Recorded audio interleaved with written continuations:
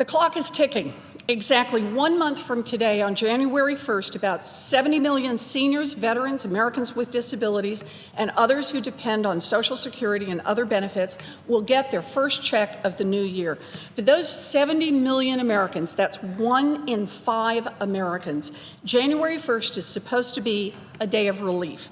This is the day when the federal government boosts their checks just a little bit to help with the rising costs of housing, food, and medical care. But unless Congress does something right now, for just the third time since 1975, seniors and veterans won't be receiving any cost of living increase on January 1st, not 1 penny more. Look at who gets left out in the cold. 2/3 of seniors depend on Social Security for the majority of their income.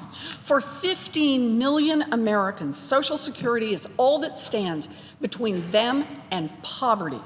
But not one of these Americans will see an extra penny next year. And millions of other Americans whose benefits are pegged to Social Security, millions who received veterans benefits, disability benefits, and other monthly payments, won't see an extra penny either. Times are tough, but not for everyone. Last year, the CEOs at the biggest 350 American companies received, on average, a 3.9% pay increase. How much money is that? Well, since the average CEO at one of those top 350 companies made a cool $16.3 million, a 3.9% raise landed them an additional $500,000 each. So everything is just great for America's top CEOs who got huge raises, while 70 million seniors, veterans, and others who've worked hard will be left with nothing. Why? It's not an accident. It's not inevitable. It is the result of deliberate policies made right here in Congress. Social Security is supposed to be indexed to inflation so that when prices go up, benefits go up. But Congress's formula looks at the spending patterns of only about a quarter of the country, and the formula isn't geared to what older Americans actually spend their money on. In fact, official estimates show that the cost of core goods and services has increased, but seniors won't be getting a raise. Costs go forward while Social Security falls behind, all because of the way that Congress says to calculate COLA. Skyrocketing CEO pay is also in part the result of policies set right here in Congress. Taxpayers subsidize CEOs' huge pay packages through billions of dollars in tax giveaways, including a crazy loophole that allows corporations to write off gigantic bonuses as business expenses.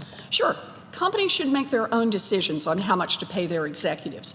But because of laws Congress has passed, American taxpayers are forced to subsidize these multi-million-dollar pay packages.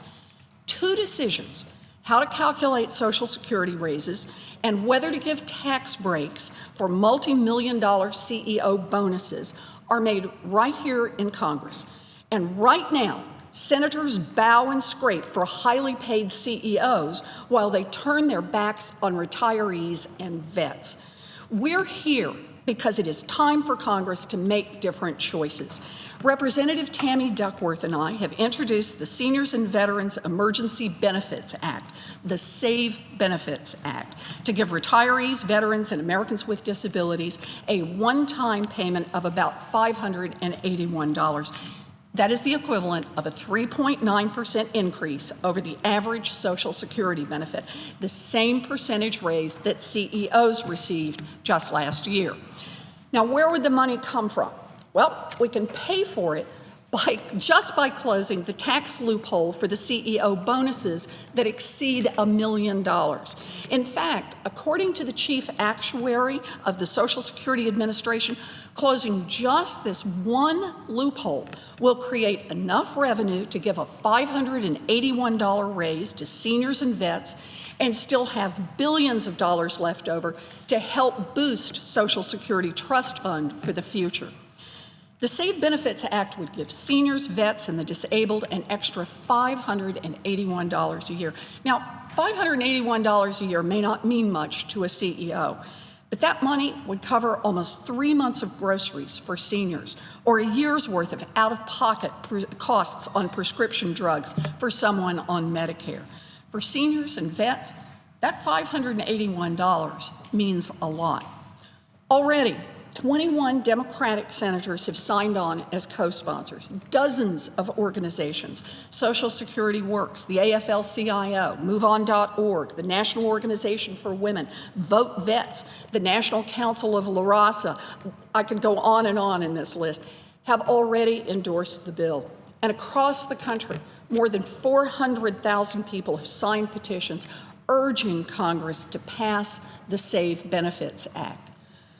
Look, this is about money, but it is also about values. For too long, we've listened to a handful of the rich and powerful insist that we cut taxes for those at the top and leave everyone else behind. And now, across this country, people are saying enough. Taxpayers should not be forced to subsidize millionaire CEOs while seniors and vets have to fight for whatever scraps are left behind. The clock is ticking. It's time for Congress to step up. The money is there either way.